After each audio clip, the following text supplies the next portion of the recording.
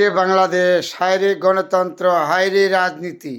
যাদের মুখে সারা জীবন শুনতাম দেশের পক্ষে কাজ করবে, রাষ্ট্রীয় পক্ষে কাজ করবে, আজকে তারা ওই স্বাধীনতার বিরোধিতা ছিল, তারা আজকে স্বাধীনতা বিরোধিতার সাথে জোট করে, তারা দেশের পক্ষে কাজ করে, তারা এখন দেশের বিরোধিতা যারা করে তাদের সাথে জোট করে।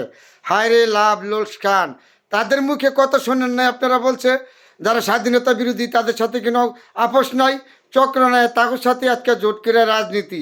কি লোভ লালসা, এর মাধ্যমে কি বুঝাচ্ছে আপনারা বুঝেন তো? বিএনপি যত ষড়যন্ত্র আপনারা করেন বিএনপির বিরুদ্ধে কিচ্ছু করতে পারবেন না।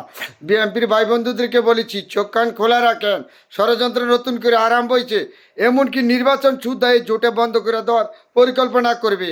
আপনারা চোখ কান খোলা রাখেন। সারা জীবন যার মুখে শুনছেন স্বাধীনতার পক্ষে কথা কয়, আজকে তারা স্বাধীনতা বিরোধীর সাথে জোট করে, আজকে তারা দেশ বিরোধিতার সাথে জোট করে। এই ষড়যন্ত্র, এই জোটের মাধ্যমে নির্বাচন বন্ধ করে দেওয়া ষড়যন্ত্র শুদ্ধ আছে। বিএনপি নেতা নেত্রীরা যদি চোখ কান খোলা না রাখেন, তারা কিন্তু এই নির্বাচনও বানচাল করে দিবে, এমনকি নির্বাচনও বন্ধ করে দিবে এই জোটে। আপনারা চোখ কান খোলা রাখেন। তারা কিন্তু লোভের অংশ থেকে এই জোট করেছে বিএনপির বিরুদ্ধে ষড়যন্ত্র।